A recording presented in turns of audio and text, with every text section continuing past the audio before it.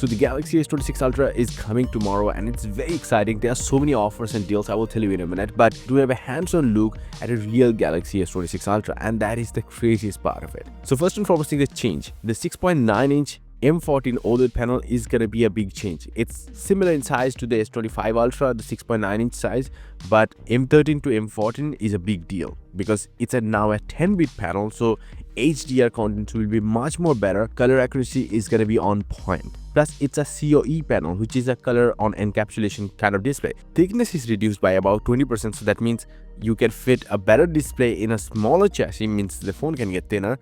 And it actually got thinner. It's now 7.9 mm down from 8.2 mm. And it also increases the panel brightness because of that, and then also reduces the power consumption by about 25 to 30%. That's a big deal. And now we have a privacy display technology. Now this video clearly shows the privacy display technology that was posted by the guy who got the Galaxy S26 Ultra early. This technology works like magic thanks to narrowing the pixels, but whatever it is, it's a very advanced technology and it is also coming to many other companies' phones too. But for now, Samsung is the king in this. Unbelievable. But that's not only it. It also does have 3rd gen anti-reflective display layers. Either way, the first generation was so good that the 3rd generation doesn't really feel like it's gonna be a big upgrade, but still it's a good upgrade. Now in terms of the other things, you can see the whole design. It's very much inspired by the S25 Ultra, but also kind of looks like they're going with the strategy of the S10 and S10 Plus. The only difference between this and the S26 Plus kind of feels like the cameras, because rest of the other things are mostly similar, and even the design this time is just so much similar. Like in the past, the Ultras were totally clearly different. They were square, they was just different, damn different. But this time Samsung is not going with that idea. It's just kind of like S26 Plus kind of feel. Now it's not a design that will be liked by certain people who actually like the previous Ultra designs, but many other people will actually choose it because it's just simple, but it's still Ultra. It's kind of like the sleeper Ultra. It does have f1.4 aperture in the main cameras. The main camera is staying identical. It's a 200 megapixel sensor, but f1.4, so the night mode photos are going to be quicker, faster, and the videos are going to be better and less grainier. The periscope camera, the 5x camera, actually got a big aperture upgrade. This is a big upgrade. f2.9 aperture down from f3.4. Aperture is now way more wider and it's more usable in the night. Now it's about the performance. Now the Snapdragon 8 Elite Gen 5 does have 2 prime cores, the Orion V3 Phoenix L performance cores running at 4.74 GHz. That's just crazy number for a smartphone. And then there are 6 performance cores, and they are so efficient that they are also working as efficiency cores. Orion V3 Phoenix M cores, but they are running at 3.62 GHz. In the past, we used to have 3.3 GHz as the prime core, but here we are. And then there is the Adreno 840 GPU. Now this is gonna be powering the S26 Ultra in global markets,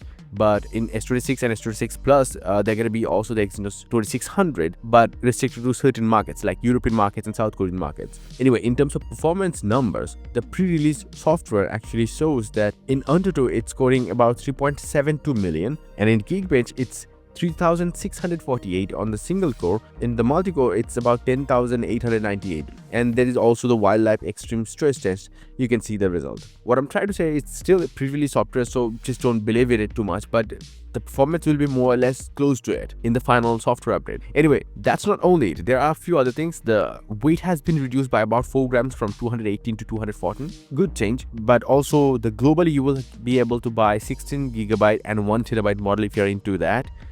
The RAM's performance has also been upgraded. It's now 10.7 gigabits per second, up from 8.5 gigabits per second. So that's a good improvement. But you're not going to notice it anyway. Even though it's still coming with a 5000 mAh battery, that's kind of disappointing. But there are 2 upgrades that you might like. One is the 25 watt of wireless charging, up from 15 watts. But you have to use the first party or the third party cases with magnets on them. It's kind of disappointing that they made the phone slimmer while not looking at the battery or the magnets inside. But what is new is that it will now support 60 watt of peak charging. Unlike the 45 watt, which only peaked at 45 watt for a very little amount of time and then it kept on going with the 25 watt charging speeds, and the charging difference isn't that much. This time it's gonna be way more different. This time, the 60 watt will have a much more stable 45 watt of charging, means it will actually do a better 45 watt charging than the last one did. And that's the whole S26 Ultra. The pricing will not change in any market, that's what we have heard, and the pre-orders will actually open on the same day as the unpack date, the 25th of February, if you don't know, tomorrow. Now the offers. Samsung says you can reserve and you can get $30 credit option, and also entering in the competition where if you win by luck, then you will get a $5,000 gift card.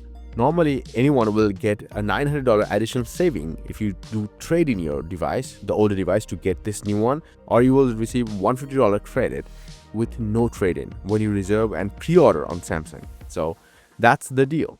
Let me know about your thoughts in the comment section below. What do you think about the S26 or the S26 Ultra? And yes, if you want, you can get some crazy cool wallpapers up on my website. A link down below. Until the next one, bye and take care.